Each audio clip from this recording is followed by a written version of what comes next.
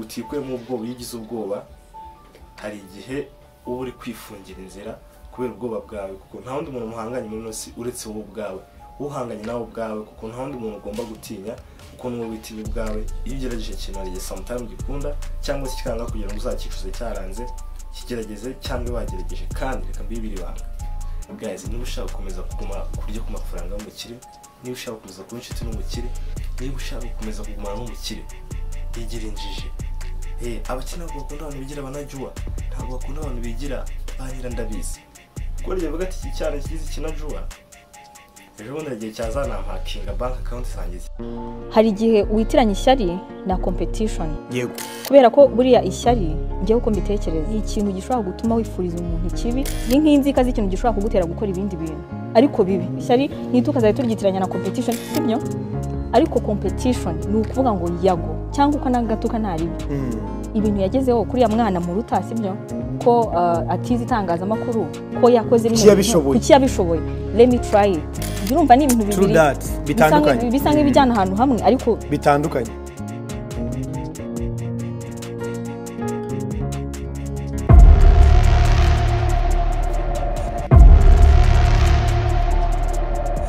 Hello my people, what's up dear friends, hello dear friends, this is kumeze neza aho muri mu bice by'isi bigiye bitandukanye abari ku mugabane wa Amerika, Asia, Europe, muri Afrika ndetse by'umwihariko muri East Africa ndabasuje mwese.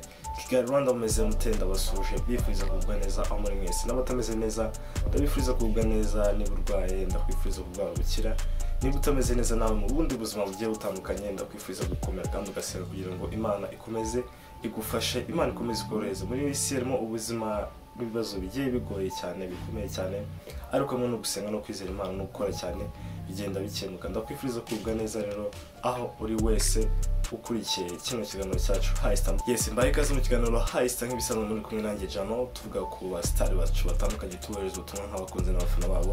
Uyu munsi rero umustar wacu yitwa Abayo YVETTE Sandrine. Muramuzi no umunyamakuru ukomeye cyane n'umunyamakuru ukomeye cyane sinatinya kuvuga ko ari umwe mu banyamakuru b'igitsina gore mu Rwanda bakomeye kandi bafite ijwi ryiza cyane.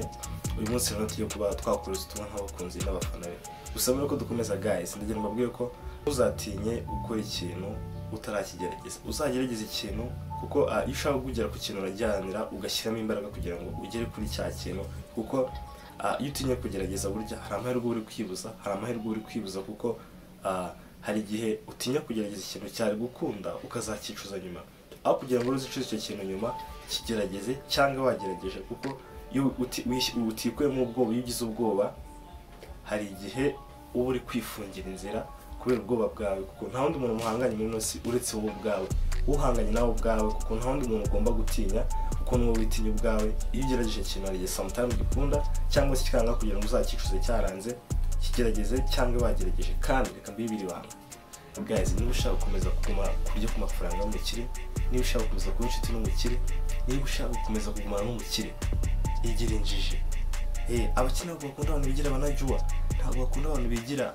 banyira ndabizi kuko ryo bavuga ati iki cyane kigize ikinajua ejo bundi igihe cyazana mpakinga bank account sangize kikayiba cyangwa se kikanyiba na company yanjye ariko ikomeje kwigira injiji ukagenda gakeya ukagenda wunama ukuba umukire ukamugendera gakeya ukamugira inama wunamye wagenze gakeya aravuga ati ngumwe wanjye ariko ukomeje kwigira nyira ndabizi ukigira najua atavuga ati petit frère ciao ugomba kugenda gake mu kiruko mwubaho kugenda gake mu kiruko mwubaha ukamupfukamira ukunama mu gihe utaragera ku ntego zawe n'icyo wifuza kugeraho ugomba kugenda gake kuko umuntu uguha amafaranga n'ubuzima niba uri kuguha fondasiyo y'ushaka kugeraho ugomba kugenda gakeya ukuba abakire guys ka gace muri mitamani kaze mu kiganiro Highstar.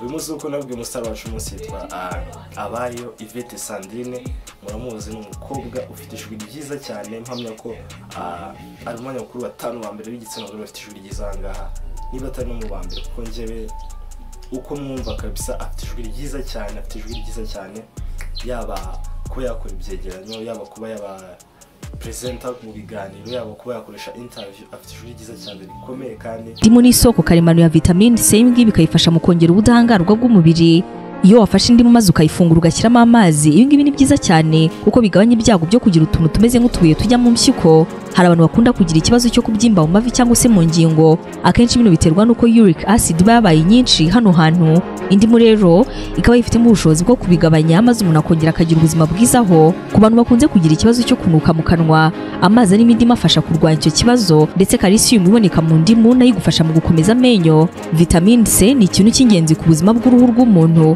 kuko ikurinda kurwara kanseri zimwe na zimwe zifata uruhu, akaba ari n'ingenzi cyane ku musatsi w'umuntu. Ku bantu bagira ikibazo cy'igifu ntabwo ari byiza kurira indimu ahubwo byaba byiza ubanje kuyishyira mu mazi. Yitwa Abayo YVETTE Sandrine. Uyu munsi rero Abayo YVETTE Sandrine tujya kohereza ubutumwa nk'abakunzi n'abafana gusa kugira ngo mubone abe umunyamakuru afite hano yagiye aca byinshi byagiye aca mu bitandukanye. Abayo YVETTE Sandrine yavukiye mu karere ka Muhanga mu muryango w'abana batandatu, akaba ari imfura, akaba yaruvutse mu 1997, akaba yarize iwabo Muhanga, ahiga amashuri abanza ndetse n'ayisumbuye, akajya kwiga muri kaminuza yiga ibijyanye na politike. 2016-17 nibwo yagiye gukora muri Majerwa nk'umu IT, akaba yarakoranaga n'umukobwa w'inshuti yitwa Tina. Nibwo Kensi Kakuzankuzi Charles yatangizaga amarushanwa ya Stand and Shine, nibwo mugenzi we witwa Tina yamugira inama avuga ati se twagiye muri Stand and Shine kugerageza impano zacu. Baragenda, ayabaye Kigali yarabacitse bajya kugerageza i Bugesera n'ubwo byari bigeze. Aragenda mu mushuti arakora aratsinda, ariko Abayo we aburi kintu yandikishamo abona ahantu undi muntu ugiye gukora akora itangazamakuru, abona bamuhaye orange avuga ati let me try. Aragenda abwira uwo ari kwandika, aramwandika, ariko agiye kugerwaho agira ubwoba, aratitira cyane, abwira ari kwandika ati namusibe, arabyanga. Diplomate bahamagaye kuri stage aravuga ati uwitwa Abayo YVETTE Sandrine nawe yitegura. Abayo nubwo yasijya ku gihe areba inkuru yarigezweho ya nyakubahwa Perezida wa Repubulika y'u Rwanda Paul Kagame, arayisoma, aragenda ajya kuri stage arayisoma.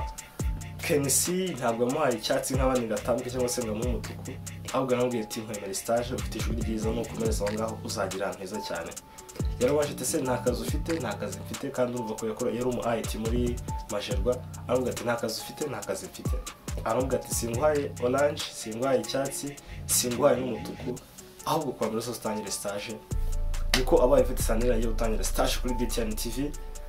Atangira akorana n'uwitwa Celestin Haurishamo kunya kwigenza tumufiriza uruko ridashira. Arakora agenda bimenyera, higira ku editinga, higira gukoresha ibikoresho abanyamakuru bakoresha, agenda azamuka gutyo. Yamagaye witwa Dashim mu kiganiro akoraga cyitwa Stargate, amusaba ko ajya mukuru tukajyana dutoya, biratangira. Dashim aramwemerera akazajya bikora. Sometimes Dashim nubwo atangiye kugenda siba, bikarangira Abayo ari nawe ubaye mu presenter, akajya apresentinga kuko ntabwo akundaga kujya kuri kamera. Birangira bimenyereye gutyo, atangira gukora ikiganiro gutya. Gusa Abayo YVETTE Sandrine kugira ngo umunyamakuru yanabitangiye kera kika kuko yiga nko mu wa 4 secondaire. Hari igihe directeur wabo w'ikigo yararwaye, amusaba kujya kuri Rassemblement kumusomera itangazo, aragenda risoma, arabikunda. Directeur Media Club y'ikigo ita imusaba ko yaza muri Media Club, atangira kugenda akora inkuru z'urukundo, abanyeshuri barazikunda cyane, ariko akajya zikora yishoboye kuko ntabwo akunda kugaragara kuri kamera, barazikunda. Ikigo nyuma kimusaba ko yajya yigaragaza, ko yajya agaragara, akabikora agaragara cyangwa se akajya yivuga n'amazina ye. Abayo abikora gutyo. Amaze kugera ngaho kuri BTN TV, nyuma yuko avuye mu kiganiro yakoranaga na Dashim, nibwo amuhuje na boss Red Bull JD, ajya gukora kuri Red Bull JD yakoragaho abanyamakuru bakomeye cyane bakoraga ibyegeranyo, akoraho ba Manafunzi, akoraho ba Fonse Miri Munana n'abandi banyamakuru benshi bakomeye bakora ibyegeranyo barenza mu Rwanda. Aragenda bazazahera gusa abyigaho, atangira kuri ibyegeranyo, arakunga abanyamakuru bamwe nibwo bagenda bava kuri Red Bull JD, arakunga Abayo YVETTE Sandrine. 2021 nibwo yatandukanye na Red Bull JD ku mpamvu yagiye atangaza nyuma, ajya kwikorera kuri channel yitwa Abayo YVETTE Sandrine, niko yayise, arayikorera irakunda. Kugeza ubu ngubu iyo channel iyo YouTube channel ya Abayo YVETTE Sandrine ikaba imaze kugira aba subscribers barenga 413. Turumva ko yakoze cyane mu myaka 3 ishize, yarakoze cyane kabisa. Urumva ko yarakoze kugira ngo abageze aho tunungu. Abayo YVETTE Sandrine rero ni umukobwa ufite ishuri ryiza cyane, kabisa, kuko uretse n'inkuru z'urukundo akora ikiganiro cyitwa amateka yabo kwigisha kuri YouTube channel, akora n'ibindi byegeranyo bitandukanye bya politike ndetse n'ibindi bitandukanye, ariko n'inkuru z'urukundo abantu benshi bagiye bamukundiraho. Uyu munsi rero ni umustar wacu umunsi tugiye kureza ubutumwa nk'abakunzi be n'abafana, kuko afite abakunzi benshi cyane bamukunda mu byo agenda akora byose. Hi Abayo, amazina yanjye nitwa Jamo, nkoresha mu butumwa ndi live mu kiganiro cyitwa High Star, ikiganiro gica kuri YouTube channel cyitwa Jamo Update. Ikiganiro abafana n'abakunzi b'umustar tumwohereza ubutumwa tuba twamugeneye, twari tubwire ko tugukunda cyane kandi twishimira aho ugeze ndetse n'ibyo ukora. Uradushimisha kandi uratwenteringa mu biganiro byinshi ugenda ukora, inkuru z'urukundo ukora, ibiganiro amateka yawe ndetse n'ibindi byegeranyo dukora bicukumbuye. Hari byinshi twiga tubivanye mu biganiro ukora, hari byinshi twigisha, hari byinshi tumenya kubera ibiganiro ugenda dukorera ndetse n'ibyegeranyo. Twari tubwire ko tugukunda cyane kandi twifuriza ishya n'ihirwe, twifuriza gukomeza gutera imbere, twifuriza gukomeza kugera no kubyifuzo byawe byose. Ni byinshi umuntu aba ateganya mu buzima, ariko twari tubwire ko tugukunda cyane kandi twifuriza gukomeza gutera imbere. Tuzakomeza kugusengera kugira ngo ugere ku ntego zawe. Turagukunda cyane, keep it up, we love you so much. Yes guys, nyuma yo kureza ubutumwa twageneye rero umustar wacu umunsi Abayo YVETTE Sandrine, ndabashimira mwese mwakurikiye kino kiganiro.